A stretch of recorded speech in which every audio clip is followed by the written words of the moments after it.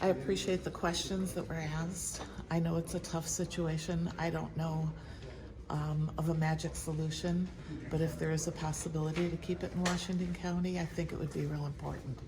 I know it's not real far from West Bend to go to Lasada, but we're not talking about just people in West Bend. There are people in Hartford, Slinger, Kewaskum, Germantown. So, I mean, people are from all over in Washington County, not just West Bend. So, I'd love to see it stay in some way, but money's what talks, isn't it?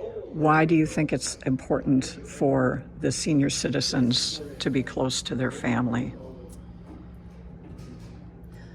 I'm involved with some of the people who are over at the RCAC, and I have seen the difference it makes when they don't see their relatives and when they do. And the element of depression and isolation are death-making.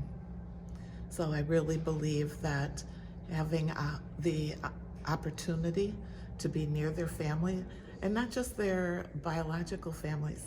Many of these people have lived and worked here, and they have connections to their churches, to their friends, and they get, if you move them out of the county, they won't have those, they won't have access to those things. Do you think that we're missing something that's just so obvious of a solution? Oh, we definitely are. We definitely are. We're putting, I used to hear people say we put our money where it's important, okay?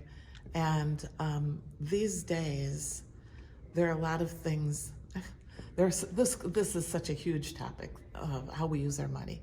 People are talking about we don't have enough people to be lifeguards. We don't have enough people to work in restaurants. Well, we're all paying for our kids' phones and their gas for their car and their insurance, and they aren't learning how to move into the adult world. So if you want to be 30, 35 years old and still living at home, you know, well, that's a much bigger option than I had when I was growing up.